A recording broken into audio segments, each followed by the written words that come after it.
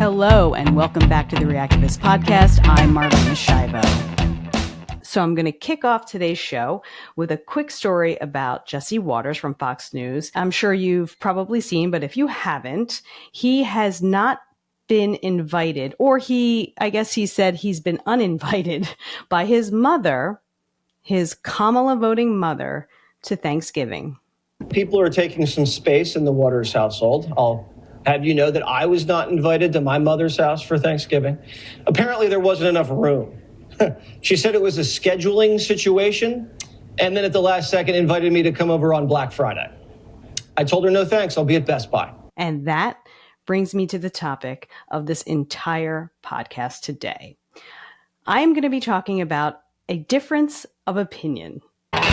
This is something that I have definitely talked about before, but I think it's worth repeating and expanding on, because I think at certain times in people's lives, they're not really ready to listen. They just don't want to hear you. They're just not in a place to listen to what you're saying. And sometimes it's worth repeating 1, 2, 10 times, because even if it just reaches one person, then it's one more than it reached before. So just hear me out, or don't. Do whatever you want. You can even smash the device you're listening to this on or watching this on. Life's about options, you would think. So Jesse's story is reminiscent of a time not so long ago, the time period between 2020 and 2022. I can't name that era for reasons I've mentioned before, because this podcast will be flagged on social media. So I'm pretty sure everyone knows what happened between 2020 and 2022. That time period was extremely divisive. People were marching to the drumbeat to whatever the media was telling them about the events that were going on during that time. Any diversion from that narrative was banished. Certain medical professionals could not speak about anything even slightly alternative to what was being said. They were silenced in the media. They were shadow banned on social media. People were pitted against each other. Friendships ended. Family members were feuding with each other, just like what Jesse Watters is talking about. Holidays were absolutely affected. I actually even think there was advice online on how to avoid certain conversations around the holidays during this time. Anyway, I've never been a follower. It's just not my nature. And during that time, there wasn't a whole lot that was making sense to me. And this was pretty early on. It wasn't an opinion that I acquired by listening to other people. It was innate. It was just how I felt. I was definitely against being told that what I was doing wasn't the right thing and that I should be doing this one thing that everybody else is doing. I was highly critical of mandates and face coverings for school children. I attended a school board meeting to speak about some of these things, and I was met with mockery. Not in the moment, but after the fact. Because, gossip spreads pretty quickly. Not that that stopped me. It didn't change me. Nothing was going to change my opinion. And my feelings had nothing to do with the views of either political party. My reactions were my own as an individual and as a mom. But that's not to say that politics didn't play a role in any of this. But those politics were not mine. The Democrats, the liberals, were vicious. The party of live and let live, the party of tolerance, was completely intolerant and intolerable. I was called a Trumper. I was called MAGA, all because I wasn't buying into the heavy hand of government control and overreach and this my way or the highway approach that was being handed down. The same party that celebrates diversity could not hear or handle diversity of opinion. Now, I'm a registered independent. I lean towards what makes sense to me.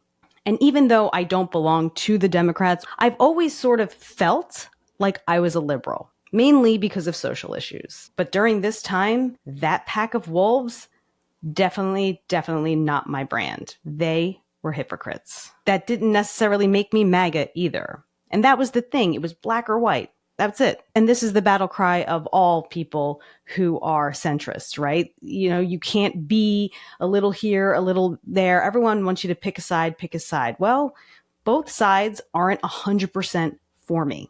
And at this time, I could tell you for sure the Democrats were not speaking my language, because I am someone who accepts people for who they are.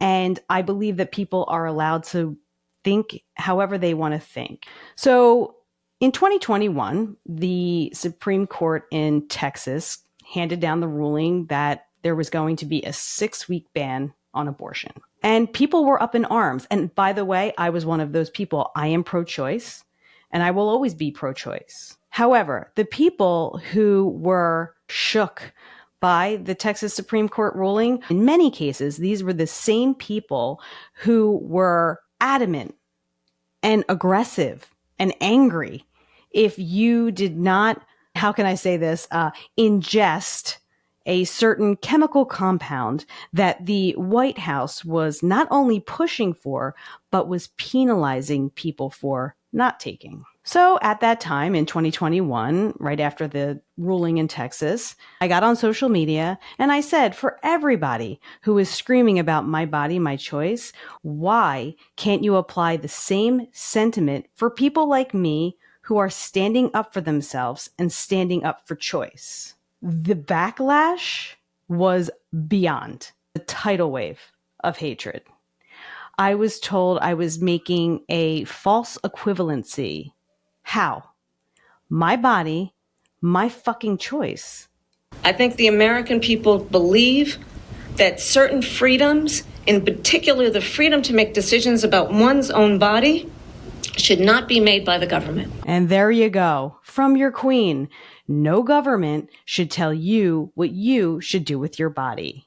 Hypocrites. I was called disgusting. You know what I think is disgusting?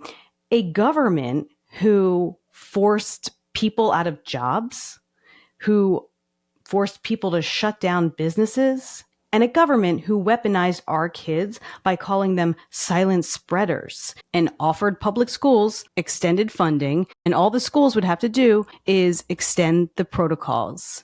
And the public schools complied, just so that, you know, they could get their emergency funds from the state to boost their school budgets, because that's all public schools want, right? They just want your money, they want your money, they want your money. And in this case, they wanted all that extra cash. They wanted the government's money, and they were getting it.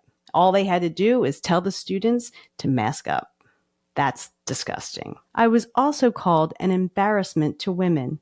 Do you know what I think is embarrassing? I think it's embarrassing when I see someone driving alone in their car wearing a mask. And that's probably the nicest word I can ascribe to that. So, funny enough, I worked at Fox News for a brief stint during my most liberal phase. I was in my 20s, and I pretty much knew nothing about everything. Well, I knew a few things, but I wouldn't exactly call them the most important things. And when it came to politics, it was all about social issues for me. I was basically someone who cared about women's rights, gay rights, and I definitely didn't think about taxes. If you said the phrase war on the middle class, it would have gone in one ear and out the other. I didn't think about gun legislation. I didn't think about the Middle East or pharmaceutical companies. I think my biggest concern during that time in my life was, can I get a workout in before happy hour? Come to think of it, that part hasn't changed. During that time, Dick Cheney was the vice president, and he was visiting Fox News. And I'm actually embarrassed to even say this next part, but he was walking through the newsroom, and most of the people in the newsroom stood up because he was the vice president. But not me. I stay seated, as if I was sending some bold message to the Republicans in Washington. That's like the libs of TikTok, who scream into the ether and think that anything that they're saying makes some sort of difference, or somehow what they're saying is going to reach the floor of Congress. It's nonsense.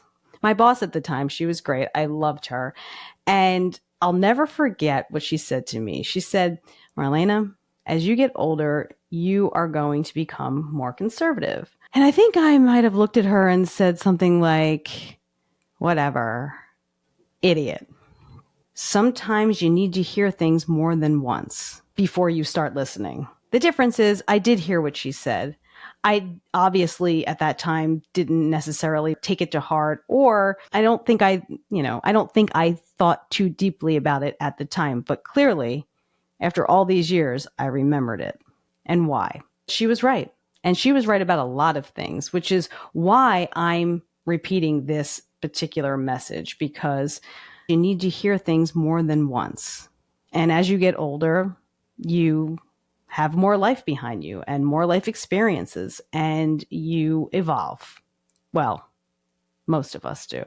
I got older and I shook off the majority of the stupid. But unfortunately for some people, they just get older and the stupid stays right where it's always been. And I'm not trying to say you need to rearrange your core values like you're redecorating a room. All I'm saying is that not being open to all perspectives is very small-minded and it's very anti-liberal. And not only that, I'm almost confused as to why the Democrats are even calling themselves liberal anymore, because they want to control everything. Everything. That's why they're big government. That's why the Democrats are big government. They want a lot of government control. So how is that liberating? That's sort of a conversation for a different day.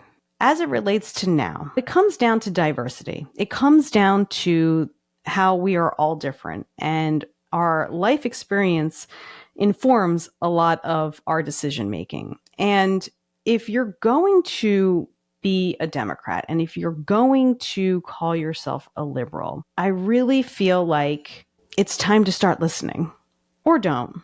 But I'll say this. The Democrats are seemingly at the mercy of the far left, and they are definitely overshadowed by far left ideology. Whether or not the entire Democratic Party feels that way, it doesn't actually matter. Because even if you play into the far left as much as this administration did, my advice is walk away. Steer away from the stupid, because that's why you lost this election. You are stuck on stupid. Have a great day.